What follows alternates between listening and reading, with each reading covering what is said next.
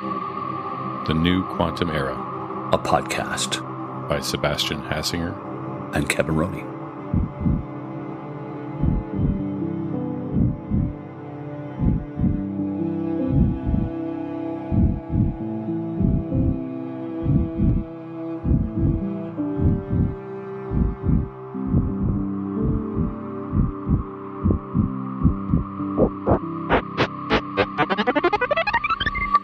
Welcome back. Our guest today is Alex Keesling, the CEO of QuEra, a leader in the field of neutral atom qubit systems. This particular qubit architecture, these neutral atom systems, is based upon essentially these atoms trapped inside magnetic fields and cooled down by carefully tuned lasers. At the subatomic level, these neutral atoms are then excited in what are called Rydberg states that push the outermost electron of an atom into a higher energy orbital that creates quantum mechanical interactions that give rise to this powerful qubit behavior. Yeah, Kevin, I'm as always, excited about this episode, but in particular, what excites me about the QuEra device and this conversation with Alex is that it really is, along with other participants in the neutral atom space from Inflection, as we heard from Dana Anderson in a previous episode, and others, Pascal in Europe in particular. These devices are now reaching the threshold that really starts to capitalize on the promise that Richard Feynman sort of outlined in the Endicott conference, so his keynote there in 1981, where he was saying that, if you want to simulate a nature, you need to be able to simulate a quantum system, and these devices can, in fact, do that using analog Hamiltonian simulations to represent the time evolution of other quantum systems. So they have delivered scientific breakthroughs using this device that the QuEra device is based on in the Harvard lab where it came out of. And there's a lot of promise for the breakthroughs that it'll provide in the future as well. So I'm really excited to hear more from Alex on that. Good stuff. All right. Well, here we go.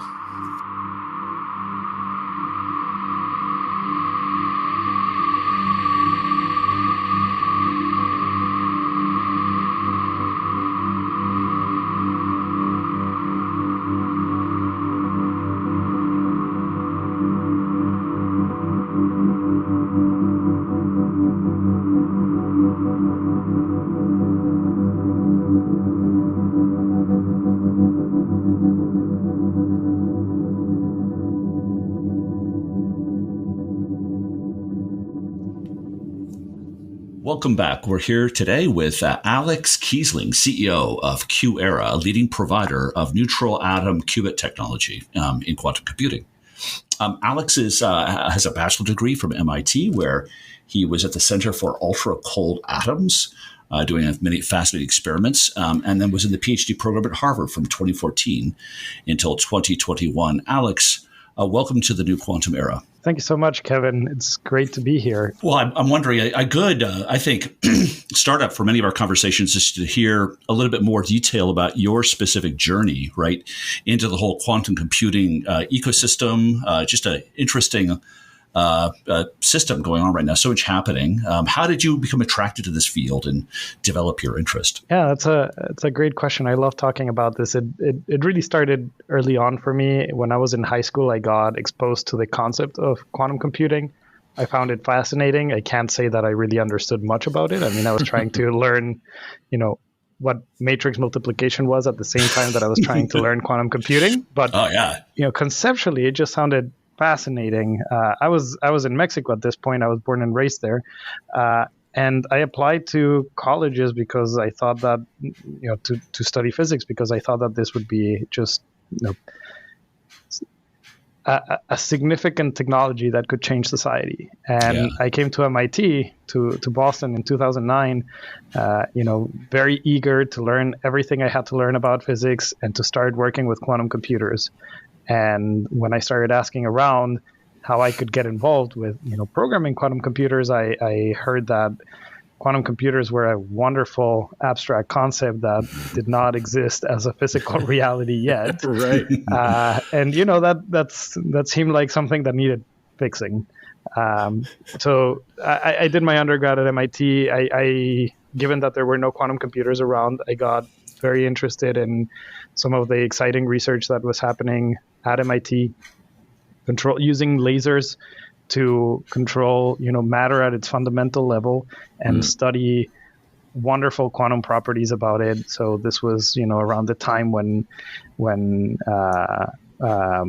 new developments with Bose-Einstein condensates were coming along, or Fermi gases. And I know that these are all buzzwords, but overall it was great to see a technology that within a benchtop and a few people would allow us to peer very deeply into the nature of reality, of quantum physics, and see it firsthand.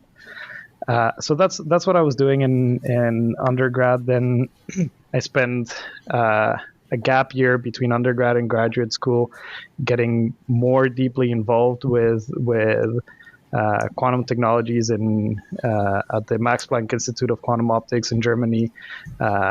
Helping build experimental systems, getting my hands dirty. Very, very exciting, learning a lot from people there. And that's when I decided to come back to the Boston area, because it has that way of pulling people in.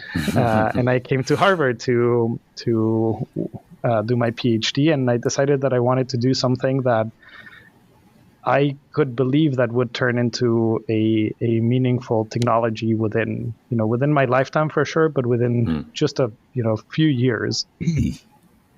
So there's more to the story, but at the end of the day, talking with a few other people, we got very excited about the prospect of putting together new ideas that were floating in the air, of really isolating individual atoms and being able to control them with light to build something very powerful and unique. And we were thinking already about, could we turn this into a quantum computer where the fundamental unit of matter of the atom could be used as the fundamental unit of information processing, the qubit.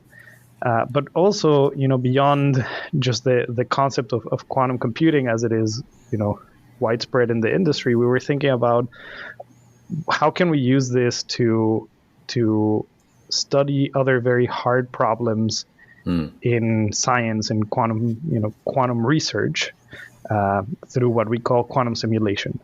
Right? And that was the story of my PhD, moving back and forth between quantum simulation, quantum computation, building a new device that allowed us to very quickly go from an empty lab in 2015 to working with really interesting simulations that led to, like, quantum simulations, real hardware simulating other quantum effects that led to discoveries already in 2017. So within 2 years of having started the project, we had control over 51 atoms. We saw some effects that no one was expecting, and it was really because we had access to the hardware that we could do this. Curiosity-driven exploration. We were able to see a lot of very fast progress in increasing the level of control over the system. So the first quantum logic gates, the basis for quantum computation with neutral atoms with an error rate that was in the single-digit percent.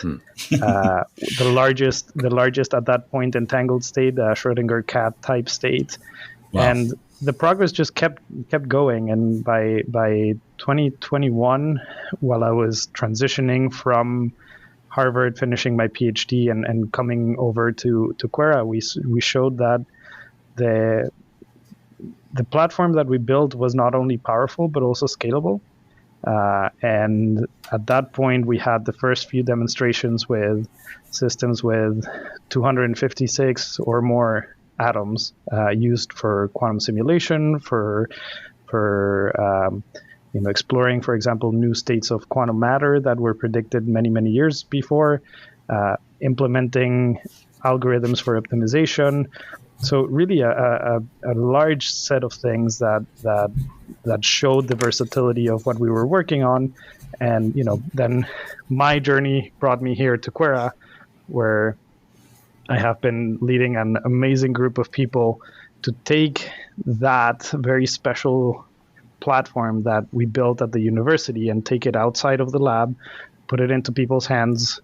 We've now had very fast progress that allowed us to build a new system and put it on the cloud in partnership with Amazon to be available to users. And we're very happy to see that other people now can have a similar experience to the one that I had during my PhD without having to build these systems themselves and be at Harvard or MIT or one of these universities, but they can really start playing and having these curiosity-driven discoveries anywhere in the world.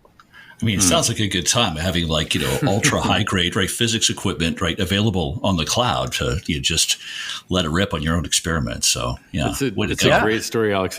There's so much in there I want to dive into, but the first question that occurs to me is, how did you get introduced to the topic of quantum computing in high school? Because that's pretty unusual. Yeah, and I love it. I love it that you learned linear algebra while you were learning quantum mechanics. It's like power move. Man. I mean, this was, as with, I think that a lot of people's careers and motivations, some things just happen almost by happenstance. Yeah. When I was in high school in Mexico, we had a class called vocational studies, and part of that program was to spend some time thinking about what we wanted to do after high school, especially, going to university. And all I knew was that I was very drawn to the sciences and particularly physics. So thanks to some friends from childhood, I was able to connect with a professor at the National University in Mexico who just told me to come by for 2 weeks, get exposed to what it really was like to be a physicist. I showed up not really knowing much about physics beyond, what you learn in high school. And he said, look, there's this really cool thing coming up, quantum information theory. We have a few people here working on it. So why don't you just spend some time with them? And there was a researcher that was very, very graceful with his time. He gave me reading material. He helped me, try to understand some of these concepts. And that was really the start of it. It was not something that was very, intentional on my part, but it had a huge influence in where my life has gone. You're just the right mentor at the right time. It can make such a difference. Yeah. Yeah, absolutely. Yeah. That's great. I hope that you become not the exception, but the norm, that we have a whole generation of kids who are getting exposed to these concepts earlier and earlier, because quantum intuition feels like it's increasingly important as we build these quantum technologies. I wholeheartely agree with that. Yeah. Yeah, no easy mountain to climb learning that stuff. So yeah. So the second question then, at either MIT or at Max Planck, were you working with trapped ion systems at all? No, I always worked with neutral atoms. Okay. So at MIT, I did a short internship in the lab of Wolfgang Ketterle. He's a professor there, also Nobel laureate. This was a new lab that was being brought into existence, working with neutral lithium. This was a bosonic type of lithium. When I went to Germany, I joined a project where they were also kind of building towards the first results in that lab using fermionic lithium. So it was a great way to get exposed to all of the underlying tools that were being used at that point to build and control these systems for manipulating neutral atoms. Cool. And so that's my next question. Perfect segue. So can you describe for our listeners sort of the basic mechanism, basic sort of principles behind this control and manipulation of individual atoms? Yeah. Here we go. It's really cool. It is, yeah. I will try not to speak for 2 hours. It's just like it's almost so maybe short parenthetical here, but it's wonderful to see that the technology that we've been developing and using, it's really built on top of some very, very significant moments in the history of modern physics, right? Right. The very first thing that we do, and I want to share a little bit of a mental picture of the kinds of systems that we build.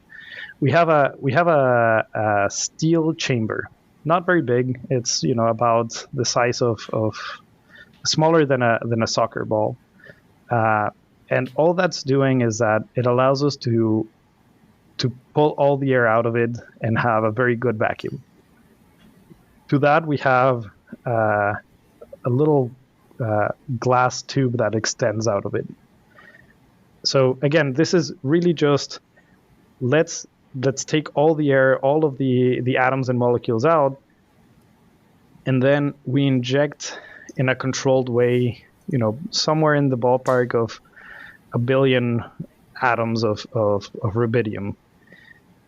Now it turns out that atoms by themselves are extremely clean objects in the sense that they have very predictable properties. And one of these is that they can only see light at very, very, very many more varies specific colors. And what this allows us to do is that by having lasers that are pointing from all possible directions, I mean, left, right, up, down, front, back, if the laser color is tuned just slightly what we call red detuned or slightly less energetic than what the atom can see, this makes it so that the atoms are more likely to take in that light in the direction that they're moving. So effectively, they start getting pushed back. And if these beams intersect at a particular point, the atoms start slowing down in that region. Turns out that if we put in also a magnetic field gradient that collects all of these atoms in a single small space, and it makes them effectively stop moving. They start moving about as fast as honey that is being poured. And this was actually one of the this was awarded a Nobel Prize. This is known as optical cooling, or in what we call a magneto-optical trap. Yeah. So this is kind of the start of it all. Then it turns out that if you take a similar concept of light that is just slightly off resonant with the atom or detuned, and you focus it down very, very tightly, you can make it so that atoms effectively fall into the focus of this very tightly focused laser beam, and they get trapped there. And this was awarded a Nobel Prize recently. This is a tool called optical tweezers. Tweezers, yeah, right. So what we do is we start with this magneto-optical trap, this kind of cluster of atoms that are moving very, very slowly. They've lost all their energies.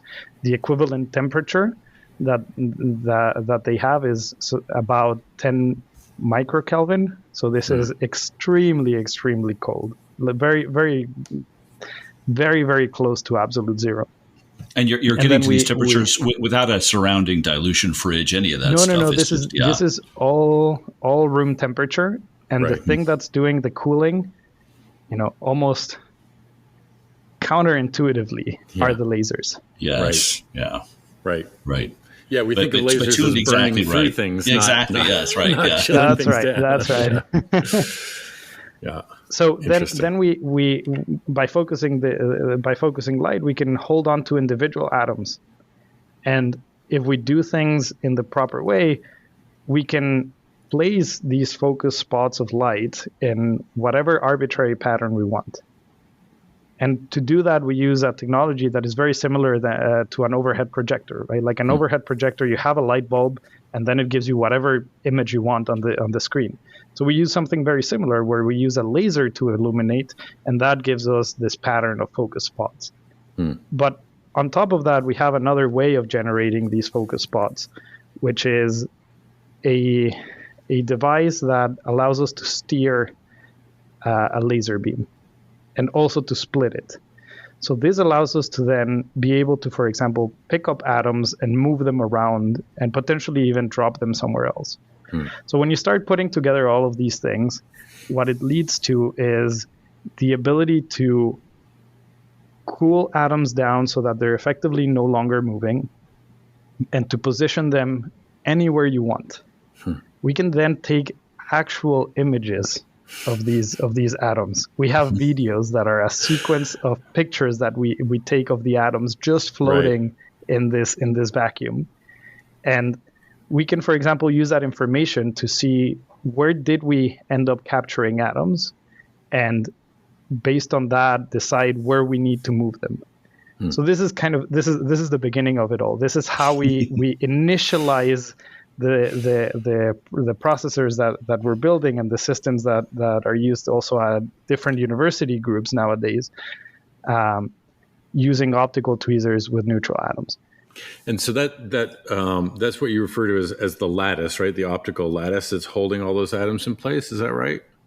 The optical lattice is a very related technology, but it's not exactly this. It's an alternative to optical tweezers. Okay. Yeah. So we use tweezers. Lattices are extremely versatile and powerful. They're used primarily for quantum simulations of materials, where the structure of the lattice in some ways emulates the structure of a crystal or a material. But with tweezers, we can go beyond that crystal-like structure and really have arbitrary positions. I see. And is it the case that in an active quantum computation, are you, while the computation is ensuing, moving stuff around, or is it this is just a very powerful form of setup of a different configuration of atoms? A few years ago, I would have told you that it's only a very powerful setup because that's what we had demonstrated. Which it is, because the next thing that we need to do is to make the atoms interact, right? Like how can they share information? How can they get entangled? How can they effectively implement quantum logic if they're being used as a quantum computer? And I can describe that a little bit more, but the idea here is that we can use a different set of lasers to take the outermost electron in this atom, and by absorbing a little bit of light, this outermost electron can be pulled into a much larger orbit effectively. It's a much higher energy state, and this is known as a Rydberg state. The important thing is that now it starts acting kind of like a little quantum antenna. And when you have two atoms that are very close to one another, now these antennas can interfere. And one way to understand it is that, let's say I have atom 1 and 2. If atom 1 is off, then atom 2 can do whatever. It can be on, it can be off, it could just be changing. But if I turn on atom 1, then it interferes with atom 2, and it makes it so that atom 2 cannot now be turned on. So this implements conditional logic. Depending on the state of atom 1, atom 2 can or cannot do a particular operation. So this is how the interactions between atoms work. This is a physical concept known as the Rydberg blockade. And this is extremely useful for a variety of reasons. If you want to do simulation of, for example, magnetic materials, where the magnetism in the material might make things want to anti-align, and that's very much consistent with what I was saying, right? Like, if my neighbor is in a particular state, I want to be in the other state. You can take optimization problems, like graph problems, and map them directly on the spatial distribution of atoms, because something that's important to note is I'm describing these things as little antennas, right? And antennas have a finite range of interaction. So two atoms that are far apart from one another don't interfere with one another, but it's only when they're close. So you can actually take a map of a city and say, I want to understand how to place a lot of things of a particular category, right? Like, I don't know, call it stores or actual antennas, for example. And then you can take that distribution, put the atoms effectively in those same positions, and then implement a quantum algorithm by turning on this laser that allows the electron to hop from one state to another, so that the atoms effectively self-order to solve this problem of trying to put in as many of these things so that they don't interact. Beautiful. So there's a lot of different ways of interpreting this. Now, the reason why I said up to a few years ago, this was it. This was you set things up, you run your algorithm, you're done. But recently, and this was one of the last projects that I was involved with at Harvard, and it's kind of taken on a life of its own. Now, the work that is happening in academia and that we're also exploring here at the company is there are other ways of encoding different states within an atom that don't interact between atoms that are nearby. So what you can do is you can now encode quantum information in what's known as the spin of the electron. Basically, is it pointing down or pointing up? It doesn't really matter, to go into much more physical detail than that. And then you can only briefly make them kind of go into this large orbit type of state, and then bring them back to the low orbit. What this does is that you can implement interesting quantum logic, like logic gates, the quantum equivalent of the all-powerful NAND of modern computers, and then you can take the atoms and move them around to completely reconnect them.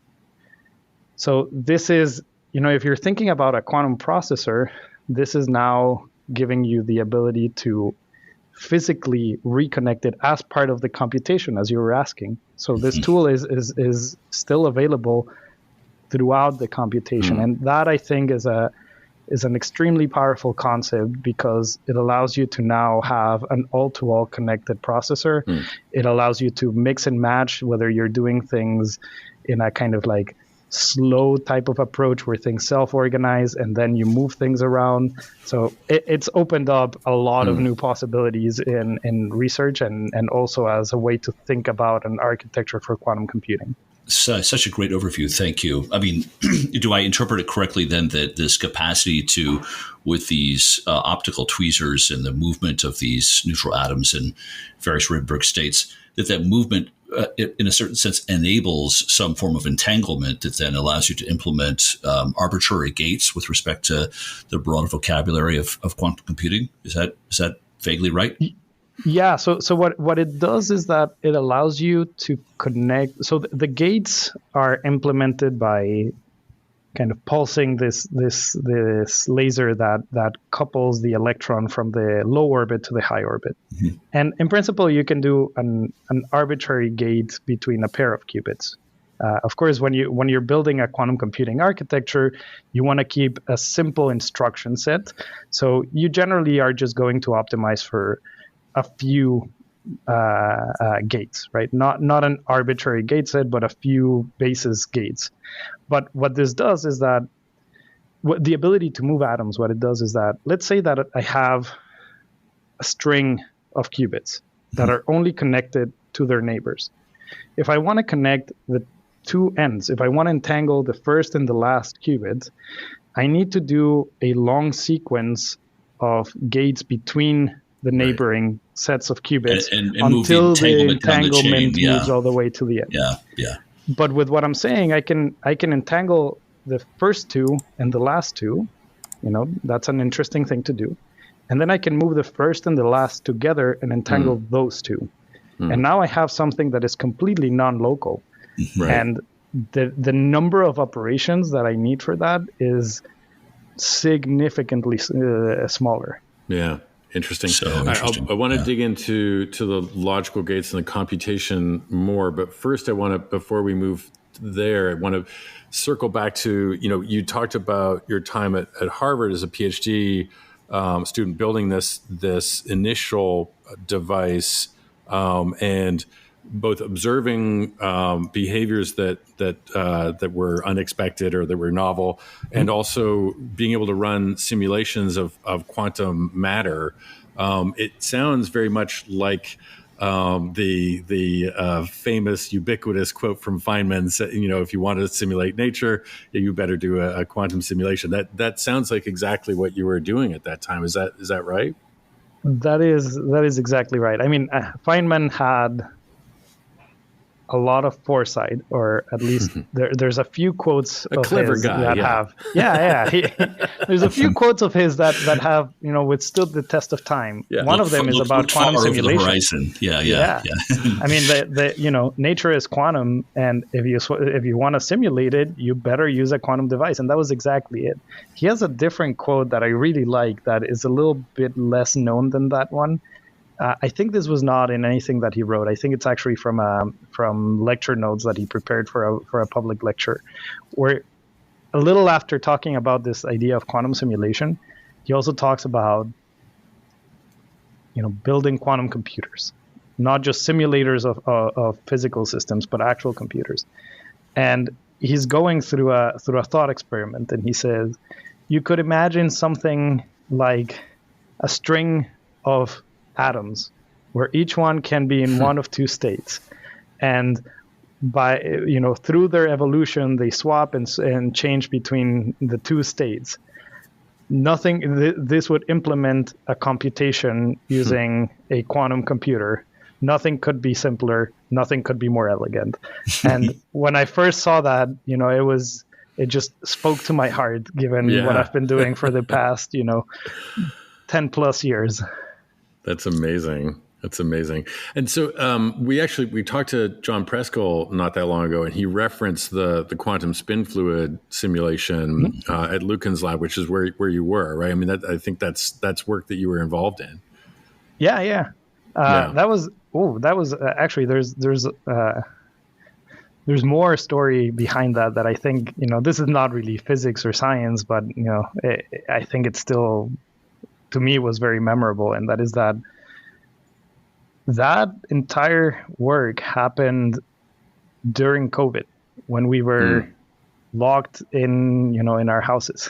Wow. And what ended up happening was that we were in the middle of going through an upgrade from building these 51 qubit simulations in a linear chain of atoms to going to that second generation of we call this project the atom array. So the second generation of the atom array, where we were going to hundreds of atoms and arbitrary 2D geometries, like I described a little bit earlier. And we had just basically gotten to the point where things were starting to work when March 2020 hit. And within, we didn't know the extent of the impact that this was going to have. Yeah. But when we started seeing, flights are being canceled, et cetera, we realized that we were not going to be able to be in lab very soon. Mm-hmm. So this was a group of about 6 of us. We basically completely revamped the lab within a timeline of about a week, where we automated almost everything.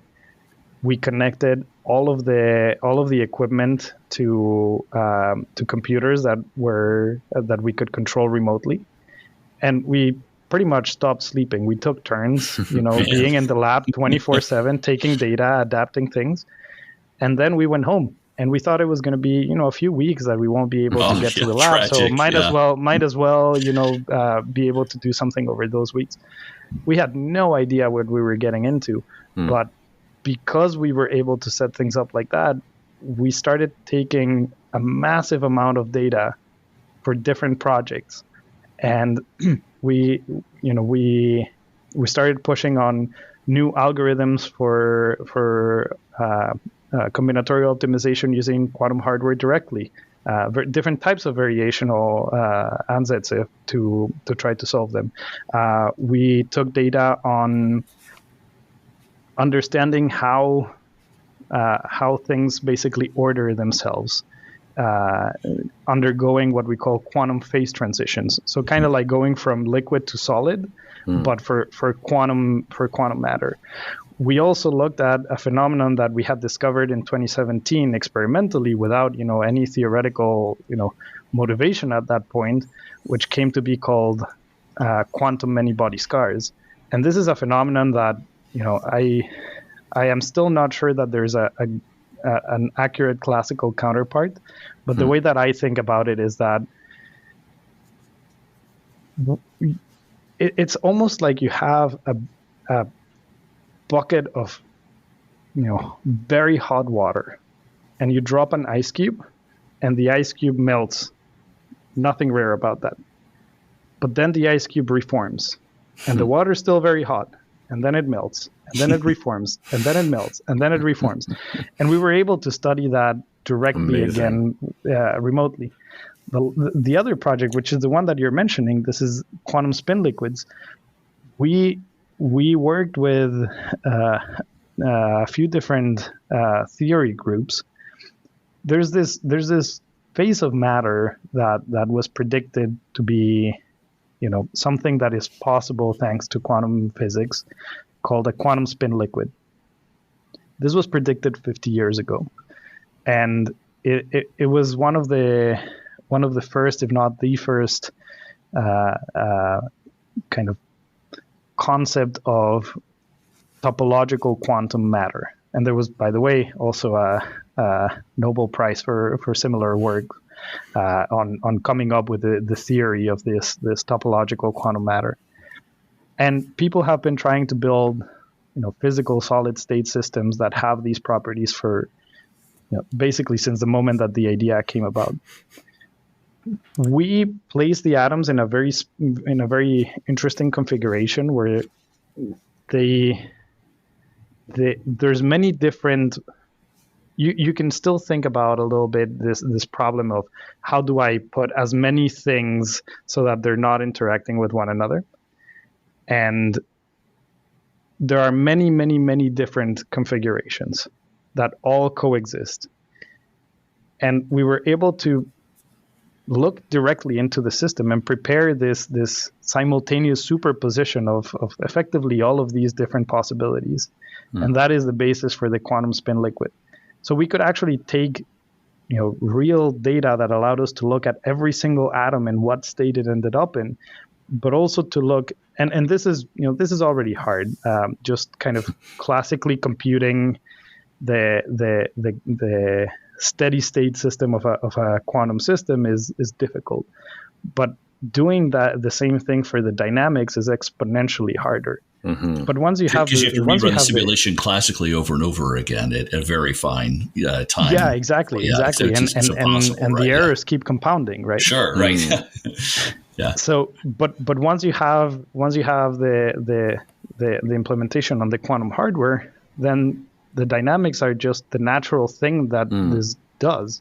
So we were able to induce dynamics and then probe them at different points, and really start seeing not just pairwise correlations, but really arbitrary length correlations between different groups of atoms, and see the signatures of this quantum spin liquid. And it's so interesting because we do keep hearing this theme across multiple people we talk with on this podcast about the unique power of these systems to model, the evolution, right, of quantum state, not just a steady state finding, but rather what are the dynamics. And it feels like there's a whole slew of possible future applications down that path of in material science and similar for that kind of tech. Yeah, that's something that I personally am really excited and eager to see come to fruition. I think that we talk about quantum computing and generally quantum technologies as tools to do the things that we're already doing. I think that's extremely valuable, right? Like, and it helps us justify much more clearly why we are doing what we are doing. Right. No doubt. But there is such a huge space of things that we haven't even started thinking about, because these are not things that we're trying to do today. And some of these quantum dynamics fall in that category to me. And I think that once we start using the hardware, as I said, a lot of the things that I described were coming out of just, we had the hardware, we could implement it, we could do it, we could be surprised and follow the thread. And I think that is something that we're going to see much more in the next few years. And in some ways, this is something we're already seeing, right? Like, and that is to me extremely exciting. I mean, it is astonishing to me that as you said, in partnership with Amazon Web Services, you've got this device. It's now 256 atoms. That, in a sense, it's quantum simulation as a service. It provides almost a porthole into the quantum realm. You can just set up your experiment and then watch it happen. And it's just that's kind of mind-boggling. As you said, I think I agree with you entirely. I think that we don't know what we don't know about what you can do with this kind of hardware. Right. It almost feels like we're living in an era right now where there's you can hear a lot of black swans flapping around out there. One's going to land soon, right? Yeah. And I think that's super exciting. I mean, to me, this feels like trying to predict the impact of the internet in, like, the 1990s. Right. Like it was super early 1990s. Yeah, exactly. Yeah, sure. I'm sure you can come up with some applications, but would you really be thinking about things like, what we're doing right now? No, it's that happens with every really disruptive technology. And one of my favorite examples was the personal computer was a skunkworks project at IBM. And it was skunkworks because it was sort of off the books because they didn't really think there was much of a market for it. And at some point there was a discussion, what would you use a computer at home for? Storing recipes? I don't understand. Like there's the infamous quote, right? That the world may need 3 or 4 computers. That's right. Yeah, we're really good at predicting this stuff, you can tell. Yeah, and so this quantum state evolution thing, I mean, it does feel like at some point there would be just immense, powerful, transformative applications. We don't see it clearly yet how it's going to express it, but wow, it does feel like it's evocative of huge possibility. Yeah, I mean, we already have a lot of people that have, reached out to us here at QuEra, where they're studying a particular problem or particular sets of problems in physics. Some of the keywords here are, for example, lattice gauge theories, where these things have very deep connections with all sorts of different areas. In high energy physics, for example, where we're trying to understand fundamentally what is matter, what is it made of, how do the fundamental particles interact, and so on. But also in areas like nuclear science. There's a certain type of math that kind of underlies a lot of these problems, where yes, the static behavior is interesting, but it's really in the dynamics that there's a lot hidden. And we've seen, for example, researchers that are in different national labs across the country who study these problems and who have very interesting questions to ask, and they're already accessing some of the most advanced, computational centers across the country and the world to try to answer this, to try to model it. And some of them are telling us, "Hey, can we do something together? Because we think that we can take some of these simplified models that we study and try to implement them directly on the hardware and see how the natural evolution of the hardware gives us insights into these problems that we're looking into." Wow. So they've already got access to multi-million-dollar huge data centers. I mean, just gigantic supercomputer classical clusters. And they're like, that's not enough. We need more. Right. Yeah. Yeah. And I mean, I really am excited about seeing how something that I like to tell people is that, I really do believe that we have some of the smartest, most capable people here at the company, but we just don't have a monopoly on great ideas. And I think that there's a lot of very clever people out there who, once they start programming quantum hardware, they will come up with their own algorithms, their own heuristics. Right. They know their use cases, and they're going to make tremendous amount of progress for all of us in this industry. Well, and I suppose that brings it back around to what you were talking about, using the atom array project at the time for optimization problems, right? I mean, there's you've talked about the scientific applications, but then there's the whole question of how, are there industry problems or others sort of general purpose algorithms that you can map onto the neutral atom array, either with the manipulation you described before, the simulation sort of mode, but also potentially in combination with these gates as well, right? You'd be able to do some combination of simulation and computation, and that feels like the potential there is very broad for real applications with, let's say, economic value rather than scientific value. Right. Yeah. No, I completely agree. I think that the more tools we give to users, the more they will do with them, right? And the better that things will get. I think that what the future holds is a little bit unknown, and I must be very honest. I think that there's still a lot of work to do to make quantum computing widely accessible and valuable to large sectors of the population, not just research scientists, but making hardware available to people, working together to try to find solutions, and just looking out for the great creative ideas that may come out of left field is exactly what we need. It's amazing. And as a closing point, Alex, as a mindful of our time, I want to be respectful of your schedule, but is there anything that you can share with us in terms of like what's coming next for QuEra? What's your next device? What's what are you seeing on the horizon for? Yeah, we're all ears. Yeah. Well, I mean, as you were saying, right now there's this analog way of approaching computation. We've seen great adoption with that.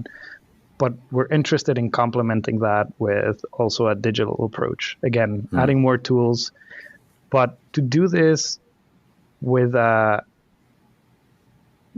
just blindly going into, yes, we can implement digital computation, but building and designing an architecture that makes it compatible with what we expect are going to be future developments, not very far in the future, but future developments to implement quantum error correction to get us past this kind of initial stage of quantum computing and into the next era, the really being able to use logical qubits to scale things up, and building an architecture that very natively supports that. That is some work that we're doing that we're very excited about, and that is definitely on our roadmap. In the meantime, we have seen a lot of great adoption and interaction with our first device, Aqualab, and we actually, today's a wonderful day because today is the day that we expand our availability by almost a factor of 5 because we have gotten that request from customers to give them more availability so that the wait time for them to get their results is shortened. Excellent. Fantastic. That's terrific. Great. Wow. Well, that seems like a great place to stop. So thank you so much, Alex. That was really great times. Really interesting. Yeah. Fascinating project. Yeah. Thank you, guys. This was a great chat.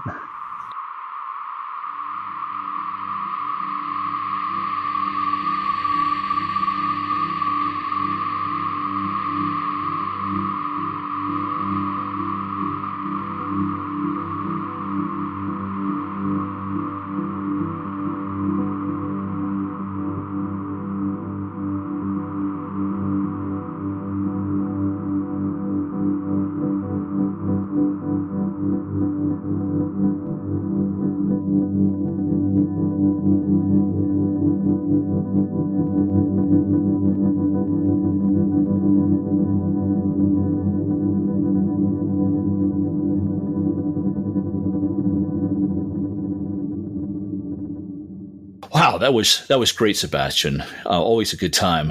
What struck me about this ongoing theme that came up here again as well, is the capacity of these quantum computing systems in their strength in modeling the highly complex dynamic quantum behavior of underlying complex systems, and their ability to explore brand new exotic states of matter way beyond just liquid versus solid versus gas. I mean, this whole idea of a quantum phase transition, it just blows my mind. Yeah, it's really cool, Kevin. Like I said, I really love these neutral atom devices for their scientific potential. Of course, as we heard, these are the QuEra device is analog only at the moment, which is really an interesting and unique kind of twist. It sort of calls back to some of the early days of the classical computing industry when analog devices were being played around with. Precisely. I know they're working on gate implementations, and that'll be really interesting as well. And I think that in addition to all this scientific exploration, there's this whole other fascinating exploration of, can you cast sort of more general purpose problems, optimization problems, for example, in terms that you can tackle with this device. And that is a whole other set of challenges and super interesting research that's going on. Cool stuff. Well, I can't wait for the next one. Good times. Yeah, absolutely. I think we've delved pretty deeply into neutral atoms now. We've had some conversations about trapped ions. Of course, we started the whole podcast with superconducting. So we've done a good job, I think, of hitting the foundational fair amount of the range so far. Yeah, that's right. Yeah. I'm looking forward to, I think that part of the moment we're in quantum computing is this sort of marriage of physics with computer science. Right. And so I think some of the guests we have coming up in the future will bring discussions of topics of software engineering, software frameworks, software architectures, that'll sort of bring some of these concepts home to our listeners who are maybe coming from more of an emerging technology, classical computing kind of background. So I'm really looking forward to that too. Yeah, it just occurred to me there's this whole, it from qubit phenomena, but we're actually talking about information technology from qubit. I mean, that's right. a different it. Yeah, exactly. Yeah. Ooh, put that on a t-shirt. All right. Thanks a lot, Kevin. Good times. Okay, that's it for this episode of The New Quantum Era, a podcast by Sebastian Hassinger and Kevin Roney. Our cool theme music was composed and played by Omar Costa Hamido. Production work is done by our wonderful team over at Podfi. If you are at all like us and enjoy this rich, deep, and interesting topic, please subscribe to our podcast on whichever platform you may stream from. And even consider, if you like what you've heard today, reviewing us on iTunes and or mentioning us on your preferred social media platforms. We're just trying to get the word out on this fascinating topic and would really appreciate your help spreading the word and building community. Thank you so much for your time.